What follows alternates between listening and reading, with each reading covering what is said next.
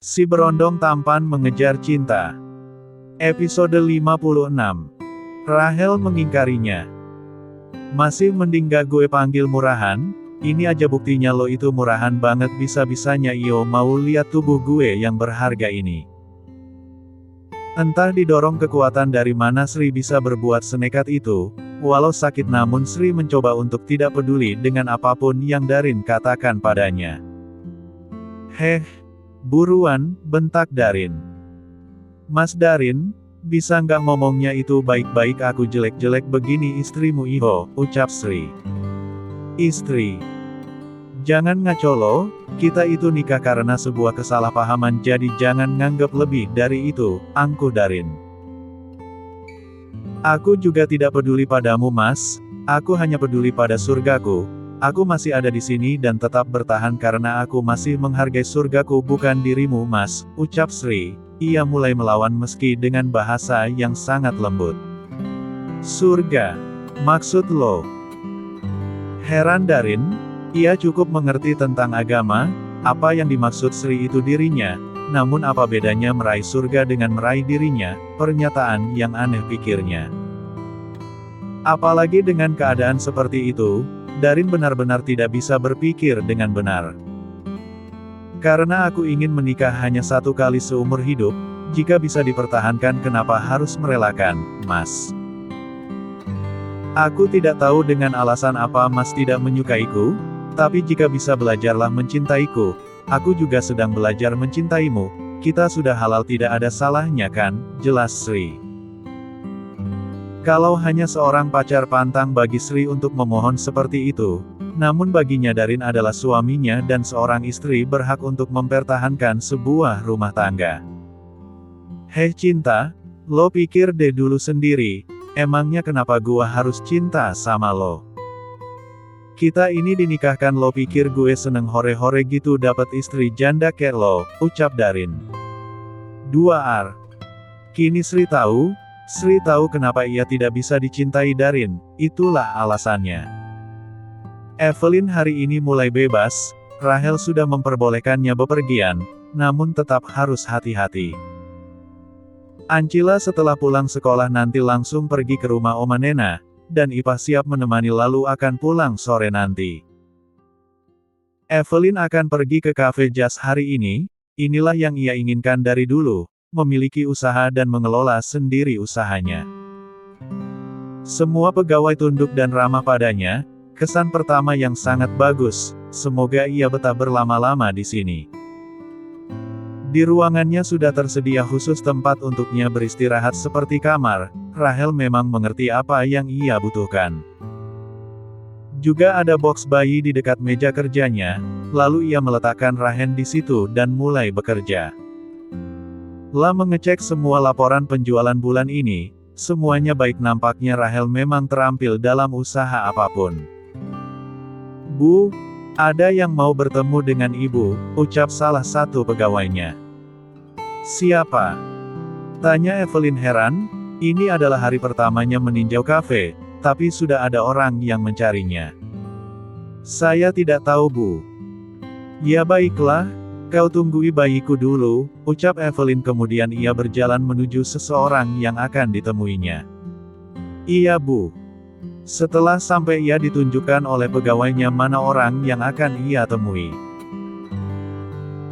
Ternyata seorang pria parubaya, tubuhnya tidak terlalu kurus namun berisi.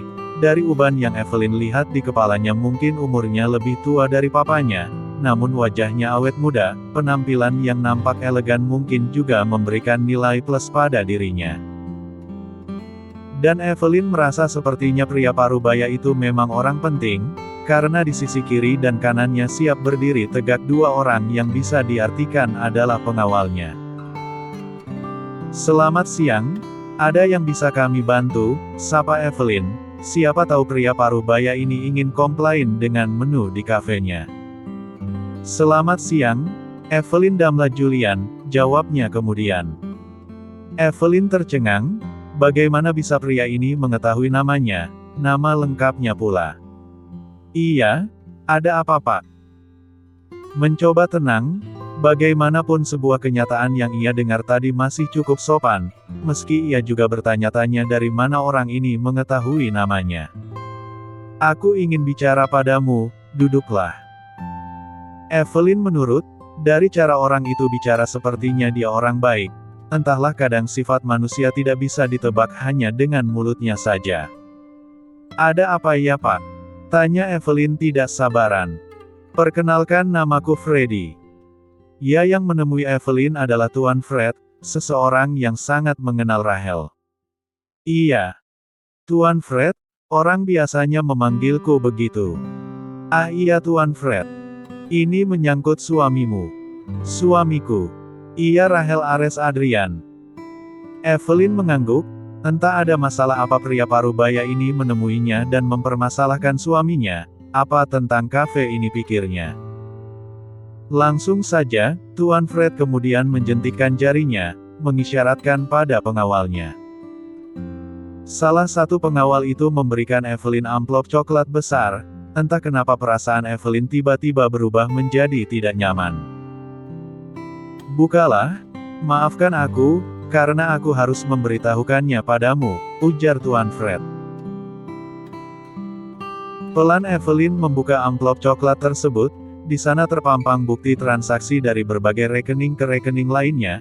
Evelyn tidak mengerti apa maksudnya, karena rekening itu sama sekali bukan rekening suaminya, atau mungkin memang rekening suaminya hanya saja ia tidak tahu, tapi dari nama pemiliknya akun bank itu bukan atas nama Rahel. Benar sama sekali tidak ada nama suaminya itu.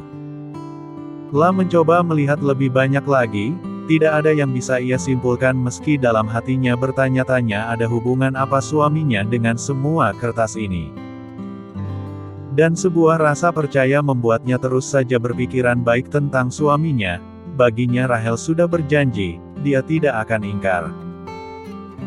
Mencoba terus saja berpikiran baik, ia lega saat tidak ada satupun nama Rahel di rekening tersebut. Hanya ada Darwin Kuntara, Ben Aryan, dan Shakira Mayoum. Satu nama yang membuatnya terfokus, akun dan rekening atas nama Shakira Mayoum. Apa itu nama panjang dari Shakira pikirnya. Evelyn tercengang melihat nilai 1 kali transaksinya, haruskah ia sesak nafas saat ini?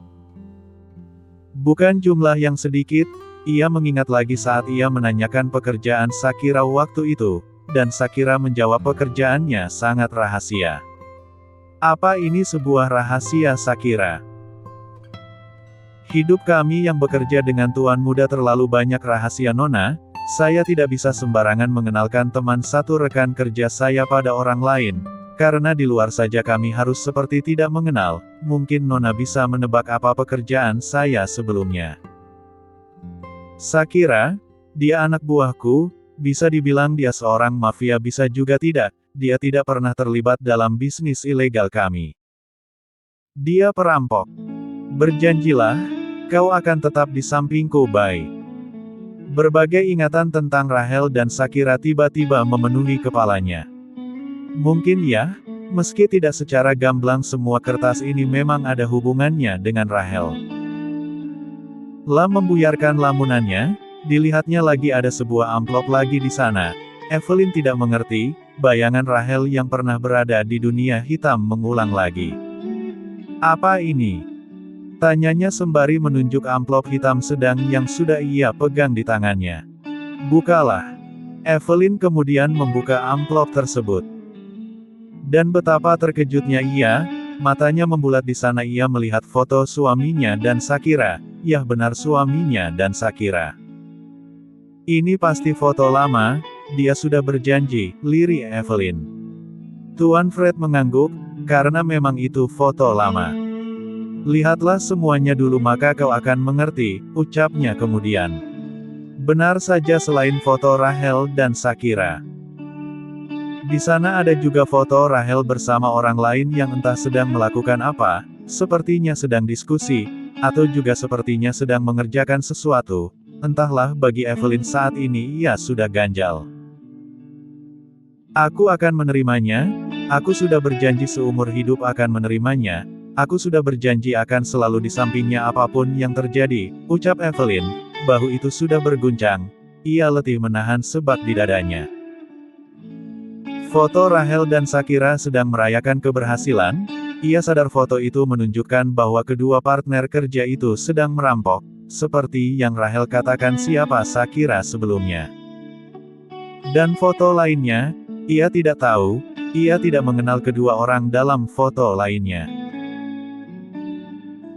Yang ini Shakira, entah kau pernah melihatnya atau tidak aku tidak tahu, dia adalah hacker andalan suamimu.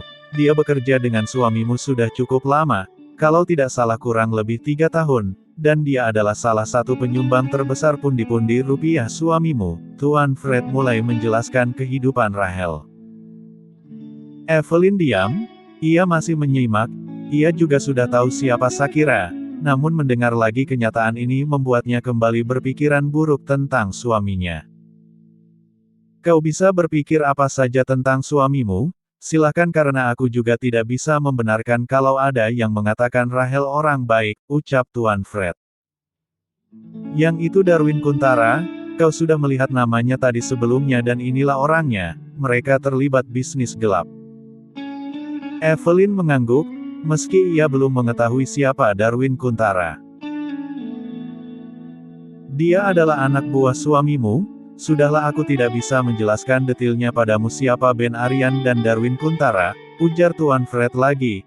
Hati wanita terlalu lembut, ia tidak yakin Evelyn akan kuat jika dijelaskan seputar tentang dunia hitam suaminya. Persenjataan ilegal serta jual beli organ manusia sangat tidak baik untuk pendengaran ibu dua anak di hadapannya ini.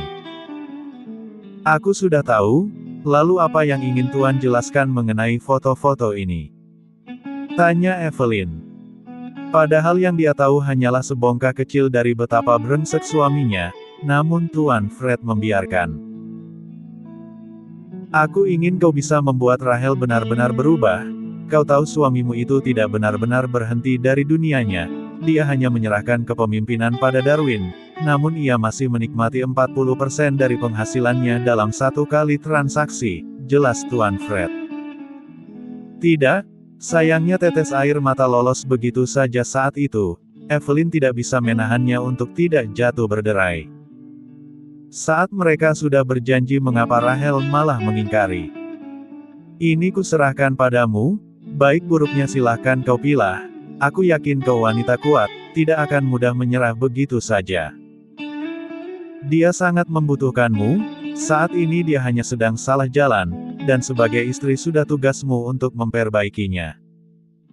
Aku tidak yakin bisa, ucap Evelyn. Bicarakan ini baik-baik padanya, aku yakin kau tahu apa yang harus kau lakukan. Tuan Fred kemudian pergi, satu langkahnya sudah selesai, jika Evelyn bisa mengerti tentu rencananya akan berjalan dengan mulus. Evelyn masih duduk tidak bergeming di tempatnya, ia meremas foto Rachel kuat. Bukankah sangat keterlaluan mengatakan sudah berhenti namun kenyataannya tidak? Entah terbuat dari apa hati suaminya itu, caranya melawan kedua orang tuanya, caranya memimpin perusahaan, dan caranya yang tidak mau berhenti begitu saja dari dunia hitam ini sudah sangat menandakan bahwa Rachel memang sangat keras hati. Hah! Evelyn menghembuskan nafas frustasi, kini ia harus melakukan sesuatu. Karena Rachel sudah menjadi suaminya dan benar sudah tugasnya memperbaiki segala yang salah. Lah membereskan semua temuannya, dan kembali ia masukkan pada sebuah amplop besar tadi. Ia akan menyimpan semua itu di ruangannya. Lah melihat Rachel yang sudah terbangun dari tidurnya, namun sama sekali tidak menangis. Entah bagaimana nasib anak-anaknya jika mengetahui sisi buruk dari papanya. Tidak, ini belum terlambat, segalanya masih bisa diperbaiki. Randy tengah mengumpulkan keberaniannya, hari ini ia akan melakukan tes untuk mengetahui Fahira adalah anaknya atau bukan. Ya benar kata Fendi, tidak ada salahnya mencoba. Jika Fahira benar anaknya mungkin ia akan menyesal membiarkan anaknya itu pergi. Namun jika bukan ya semoga saja bukan. Hasilnya akan keluar setelah beberapa hari. Nanti pihak rumah sakit akan menghubungi Pak Randy, ucap dokter yang bertugas. Baik dok, ujar Randy. Randy ingin meninjau bisnisnya di tanah kelahirannya kota Palembang untuk beberapa hari, namun sebelum itu ia akan menemui Tiara dulu. Syukur-syukur ia bisa membawa Tiara ke Palembang untuk bertemu nenek dan kakeknya, namun ia rasa itu tidak mungkin. Rizka tidak akan membiarkan Tiara dibawa semudah itu olehnya. Sekitar 25 menit berlalu kini ia sudah sampai di rumah mertuanya, ya mertua karena ia memang belum resmi bercerai dengan Rizka. Ia tidak langsung menuju rumah, ia berjalan menemui Fendi dulu di kedai untuk menanyakan apa saja yang terjadi pada anaknya setelah terakhir kali ia kesini. Mas Randy, ucap Fendi, ia yang sedang menggoreng pisang spontan terkejut karena Randy yang sudah berdiri di dekatnya. Fendi, ada yang ingin ku bicarakan padamu, ucap Randy. Duduk dulu mas, aku masih ada kerjaan sebentar, ujar Fendi. Ia kemudian melanjutkan pekerjaannya. Hari ini ia beruntung mendapatkan banyak orderan karena SMP yang berada di dekat rumahnya sedang ada acara, dan ia kebagian rezekinya. Setelah semuanya selesai, ia menemui Randy yang nampak sudah lama menungguinya. Ada apa mas? Maaf sudah membuat mas menunggu lama. Aku harus bikin pesanan dulu soalnya sebentar lagi harus diambil. Iya Fendi, gak apa-apa, lancar usahamu ya sepertinya. Alhamdulillah mas, berkat selalu bersyukur, ucap Fendi. Semoga kau bisa sukses Fendi. Amin mas. Ah iya Fendi, aku mau tanya sesuatu sama kamu. Iya mas. Mau tanya soal Araya. Iya Fendi gimana anakku itu, apa mamanya memperlakukannya dengan buruk? Tanya Randy langsung saja, karena sebelumnya Tiara sempat mengeluh tentang mamanya sebelum pulang hari itu. Mas, ucap Fendi ragu. Tidak usah ragu Fendi, katakan saja, apa Rizka ada di rumah? Tanya Randy lagi. Tadi si Kak Rizka sedang pergi nggak tahu deh kemana, Tiara sedang sekolah, jawab Fendi. Sebenarnya hari itu aku curiga sih mas, karena Tiara tidak sekolah dengan alasan tidak enak badan, namun setelah aku ke rumah untuk mengambil sesuatu aku malah lihat Tiara sedang ngepel lantai, jelas Fendi kemudian, ia sama sekali tidak menyembunyikan sesuatu. Baginya jika salah tetaplah salah sekalipun yang salah itu saudara kandungnya sendiri. Terus, tanya Randy. Ya aku tanya kenapa ngepel bukannya lantainya sudah bersih, tapi Tiara nggak mau ngaku. Kasihan sekali anakku, itu pasti ulah mamanya, gumam Randy. Mas aku tidak tahu sampai di mana masalah kalian, tapi akan lebih baik jika mas bicarakan baik-baik dengan Kak Rizka, ucap Fendi. Aku sudah bicara baik-baik dengan kakakmu Fendi, kamu juga tahu sendiri bagaimana perjuanganku supaya rumah tanggaku tidak bercerai, namun kakakmu tetap saja pada pendiriannya, puncaknya saat di pengadilan Tiara malah memilih untuk tinggal bersamaku daripada dia, mungkin itulah kenapa sekarang ia memperlakukan Tiara seperti itu, jelas Randy. Mungkin saja mas. Sebenarnya jika Rizka mengizinkan aku ingin membawa Tiara beberapa hari ke Palembang, tapi rasanya mustahil. Ah iya Fendi apa Ara pernah meminta uang padamu? Iya mas, satu kali, katanya untuk uang buku, aku juga memberikannya lebih untuk ia pegang barangkali Kak Rizka tidak memberinya uang jajan. Kak Rizka sangat temperamen sekarang. Entahlah aku tidak tahu berapa dalam luka yang ia rasakan akibat perceraiannya. Fendi, tolong selalu kabari aku tentang Tiara, apakah ia makan dengan baik, tidur dengan cukup, aku takut dia kenapa-kenapa Fendi. Ucap Randy. Iya mas, nanti aku kabari, Tiara akan baik-baik saja, nanti akan ku minta ia hari-hari berada di kedaiku saja dengan alasan membantuku, ucap Fendi meyakinkan.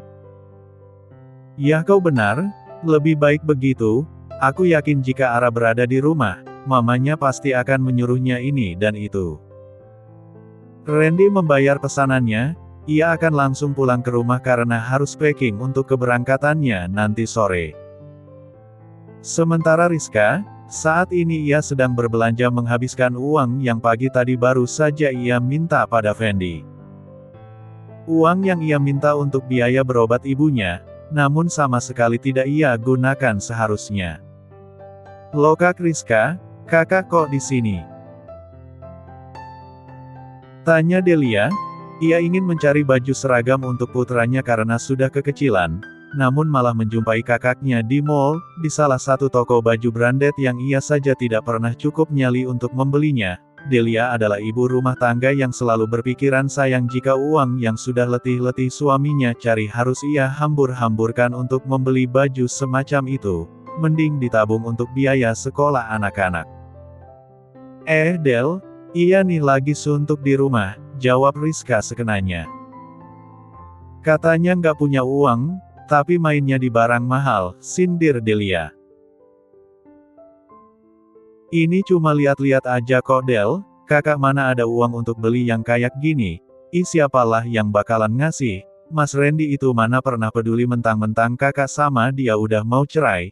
Kebutuhan aras saja kakak kadang harus pinjam sama Fendi, ucap Rizka pelan beralasan. Untung saja ia belum membeli satu barang pun di toko ini sehingga ia masih bisa ngeles.